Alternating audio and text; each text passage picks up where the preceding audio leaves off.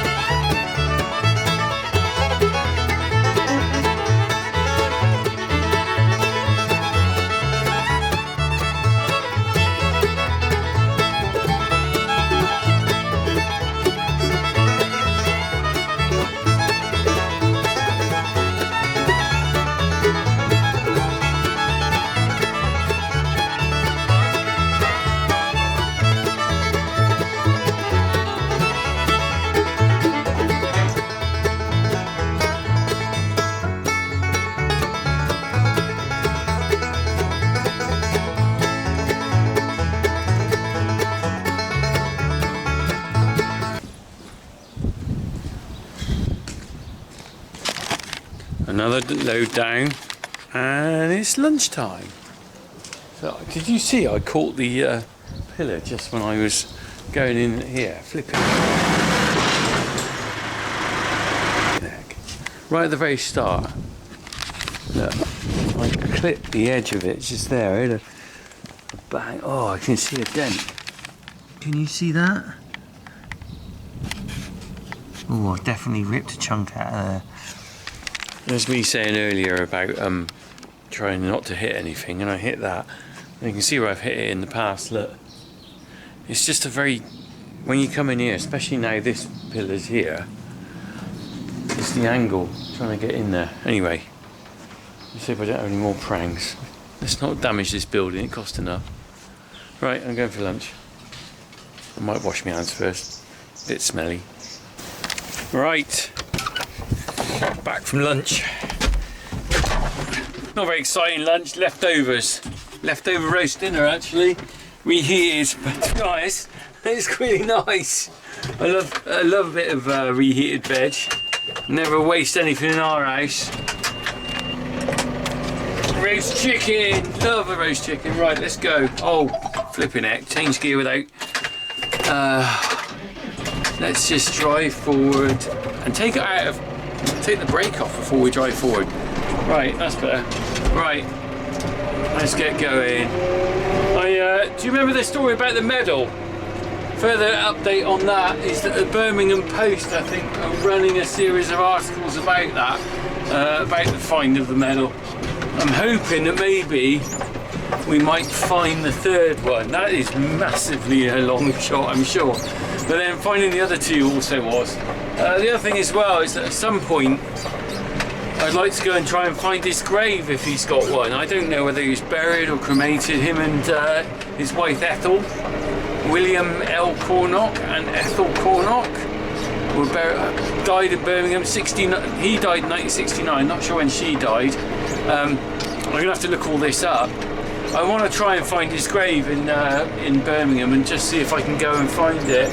I sort of like, I don't know, as I'm looking into this story about the medals and stuff, it kind of like, you just think, oh, who this guy was. Because also I found a newspaper cutting. His wife, the year before he died, won £4,000 on the Spot the Ball. How about that? How about that for luck and bad luck? £4,000 in 1916. When he died in 69, she won the Spot the Ball in 68. £4,000 then was the equivalent of something like £80,000 now. So according to the internet, it says. Unreal, isn't it? I'd love to find out where he's buried and maybe just put some flowers on his grave and stuff. And if any of you know how I can go about finding his grave, I did do a quick Google search and it wasn't very successful, which either means that the records aren't on the internet, or I'm looking in the wrong place, or he wasn't buried. He could have been cremated. I don't know that, you see. I don't know, because the person who would have known is my dad and he's no longer alive. Right, I'm going to tip this load of muck now. Let's just get on. Family history. I'm walking in the land, working on the land that my uncle would have walked over 100 years ago. He was born in 1894 and he went to war in 1914 when he was 20.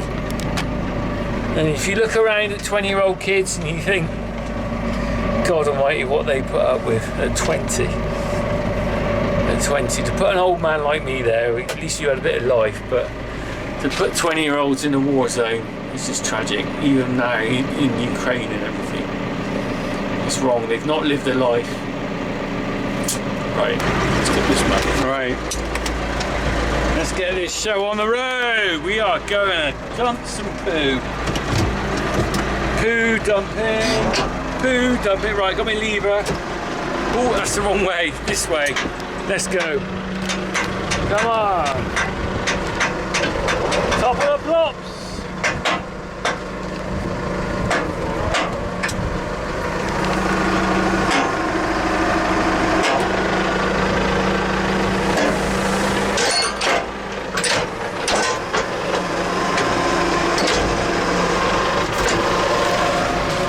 So the best thing I can do here, that's just going down now. The best thing I can do here is I dump these loads now, and then what I do is I come back with the loader at the end, maybe not today but another day when I've finished, and pile up the load, because that trailer will only tip a certain amount to a certain height, and really rather than spread the load out across the whole field and big area, you're better off condensing it into a big steep pile. I mean, if you've got a telehandler and stuff, that's ideal because you can reach right up and dump it really high. The problem I've got is I'm only using a tractor loader, so I've only got the limit of the reach of that. But saying that, you know, the old McCormick, the 105's got, which is what I'm in now, it's got a much more powerful, stronger loader than the one in the CX95, and it'll lift pretty well up, pretty high. You also get a better kind of, I don't know, it's not called fermentation, what's the word I'm looking for? You get a better action where it rots down the heat in the pile. When you turn the pile over, you see the steam rising. If you've got it piled up high, it kind of tends to warm up better and break down better. And of course, what you want to do really is break down the straw and stuff in the muck, because the straw itself is quite, you know, it's not a lot of nutrition unless that's broken down. If you leave that pile there a year or two, it goes really rich and black. It's lovely stuff. Lovely stuff. Right, I'm going to carry on with this. We'll have a look when I've finished near the end, I think.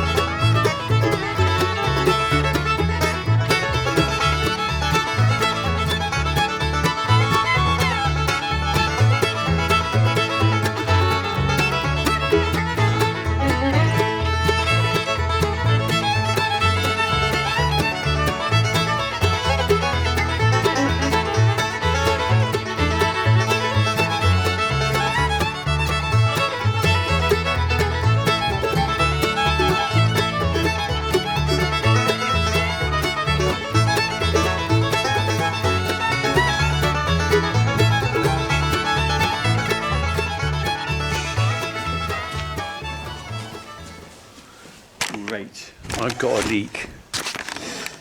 Oh, I've caught the pipe. Oh, brilliant. Right, I thought I'd been careful here, but it looks like I've caught the pipe. Oh, the blooming plastic pipe under there. I must have caught it with a loader. Oh, for Christ's sake. Oh, right. I'm going to have to dig that out, aren't I? Oh. Okay. I'll turn that off now. More than likely, I've actually probably just caught it, the joint. I didn't think I ripped it open. Oh, flipping heck. I have to get a fork. I just pulled it apart. Look at this. It's actually gone right through. Look at that. So in there somewhere, I've actually ripped the pipe. Can't believe I did that. Let's stick that over the way there. Should get the loader in and just dig that out, because I can find the pipe wherever it is, and hopefully I can join it with a joiner.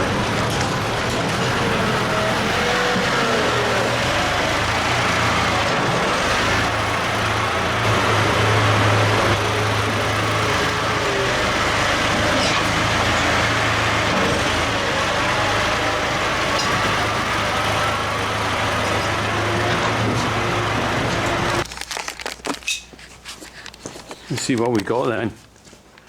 We got a very knackered pipe here, haven't we? With the join in it, look. That's where I've caught it before, joining up to here.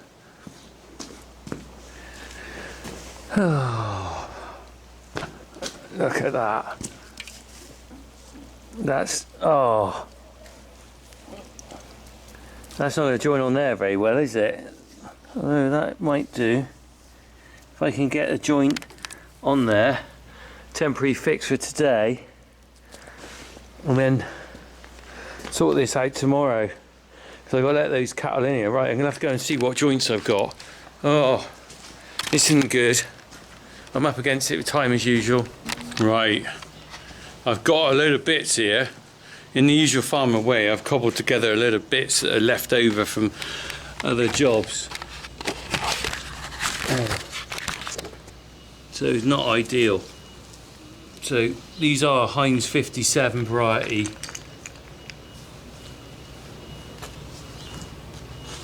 What I'm going to do,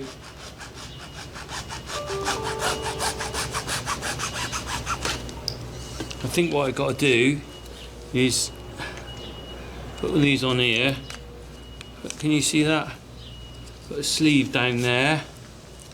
Put that into there, like that. Join that on there. Oh shite, that's not going to work. Oh, well, that didn't work. Something not right there. Because I got that cross threaded. It popped out straight away. Look, popped out. Let's try the other side.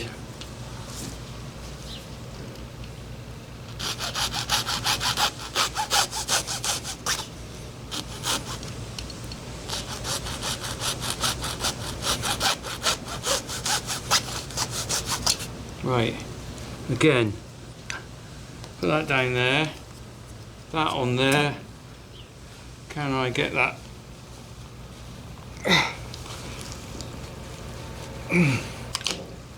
Don't know. I'm not convinced this is the right one.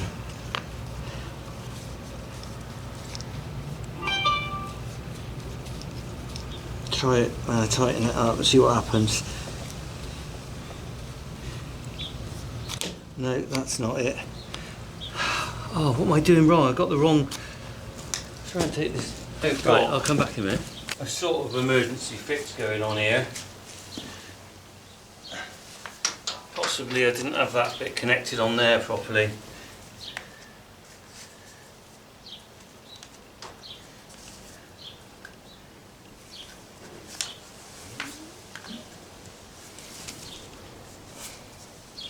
It's all about the clamping of it.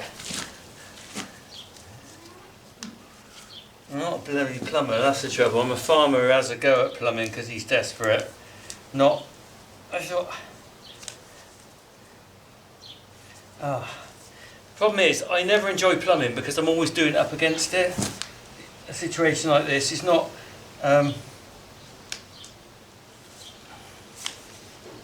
it's not because I'm enjoying this, it's because I've got to get it done.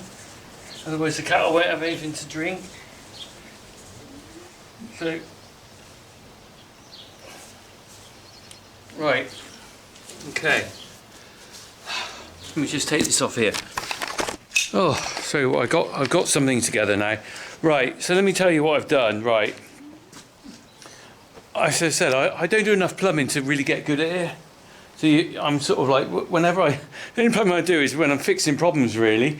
So look at this. This pipe has got loads of joints in it where I've caught it over the years. So look, there's a joint there. There's now a joint here.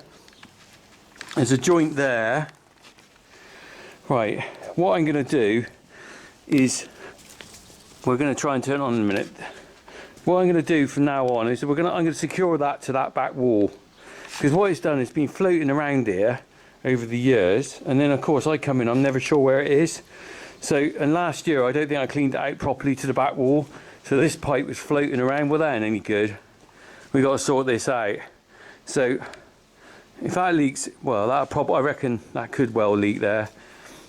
I just need to get this fixed for today. If I can get this working today, then the cattle have got water. Right, let's go and turn it on. I'm running out of time as usual. 3:30. So this is a 2-day job to clean this shed out, really. Or it is when I'm fitting in milking and doing everything else.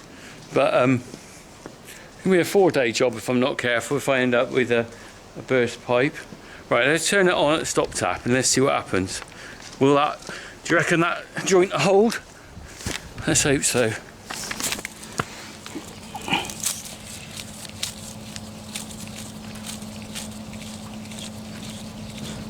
Let's put it on full. Please God. Oh Christ, look at the leak. Look at that. It's a gusher, isn't it? That held. Ah! Oh, flipping heck. Right, turn it off and see if I can do anything with that. My best case scenario, I think, is I tighten that up a bit as much as I can. The cattle can come in here today with the water they've got there. I'll have to try and get that pipe replaced all the way along, I think.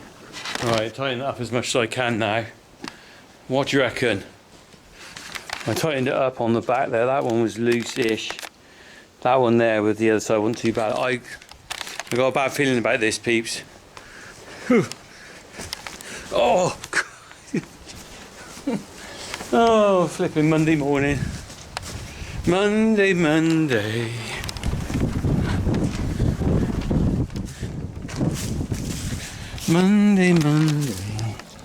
Let's turn it on, but not so much. Right. Oh, it's pouring out.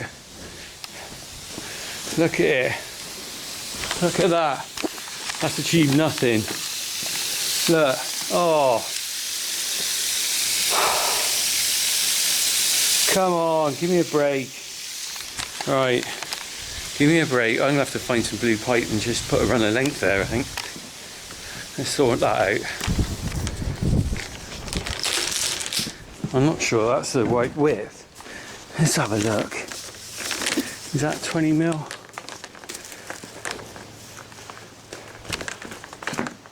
This looks thicker to me. No, it's the same, isn't it? Right, let's not muck around. Let's have a piece. Let's run a piece from there, and then I'll do it to here. Take that joint out completely. If I get this one off here, at least I know these are the right couplings. Oh, it's got a stop tap on there. That's handy, isn't it? Let's get that off there.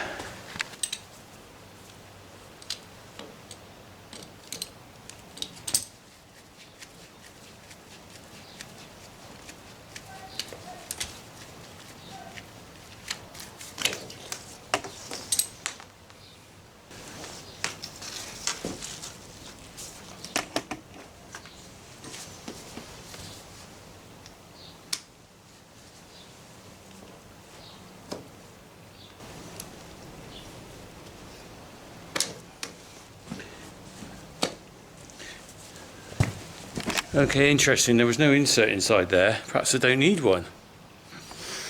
Right.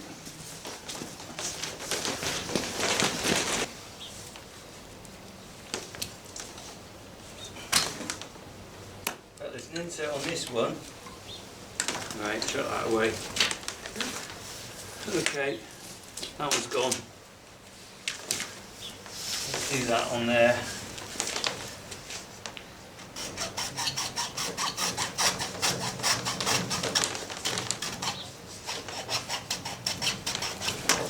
Right, picking these off optimistically. Right, I've turned into a poo machine. I've cut out that big with a dodgy joint that I couldn't get to seal. I don't know what's going on there. So that joint there had no insert. The joint down this end had an insert. So why is that?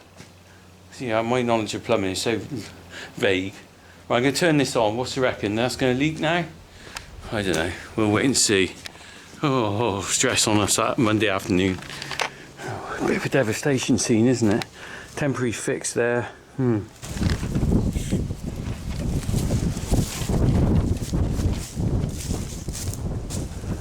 Ooh, I can't hear any water rushing. Let's turn that on a bit more. Right. Okay. So, I've taken that rotten piece of pipe out and I'll put the two joints together. No leak. So, what does that tell you? That connector there must have been faulty. I need to get another 20mm joiner. Right. Well, do you know what? On that note, I've had enough of this. Do you know what I'm going to do? I'm going to chuck that blue pipe out of the way, and then I'm going to put a bit of muck over the top of that pipe there, just to stop the cattle jumping on it. Because the thing is, I know what'll happen. They'll catch their feet in it in the middle of the night. I'll come out here and they would have ripped it apart. All my good work. So what did I do? So why's one got a connector and not the other? And why didn't that one work when I tightened it up? That's the question I'm asking myself. Put those down there. Again, as usual, I'm up against it. I am going to peg in this. This needs pegging in against the wall. I'm going to have to, when I finish cleaning out here, I'm going to dig all that out by hand and I'm going to put that against the wall properly.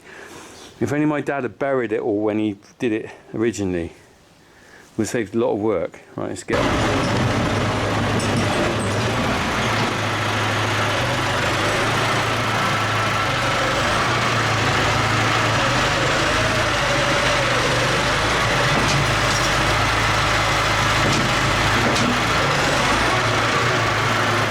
Right, that'll probably do it. I've got a little bit of dirt on there. I think that'll probably be okay there. They're not allowed to get behind there.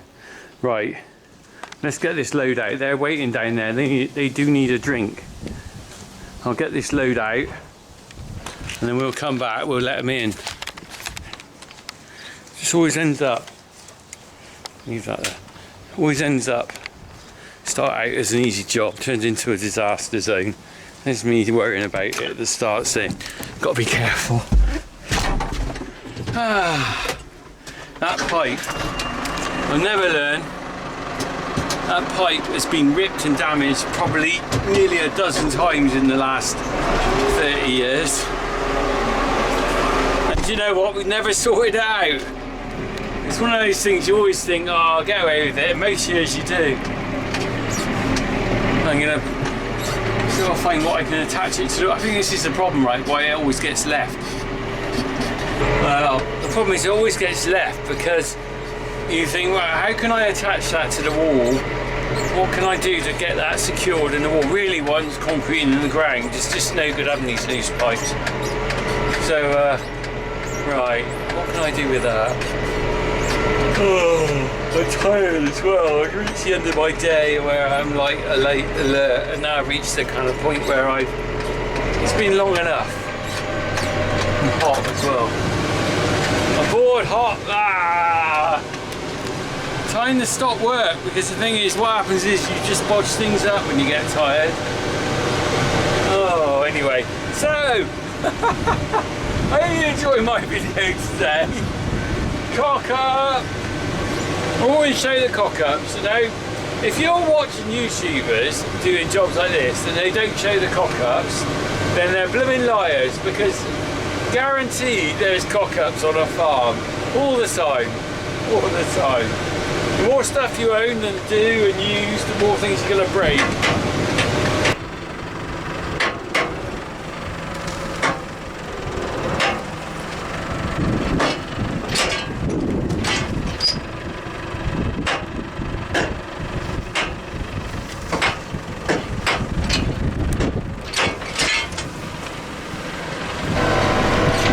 Oh, right, that's that load tipped. Let's get back. I'm going to stick this in the shed, and then I'm going to let those heifers on the doodah, on the trough. What a day.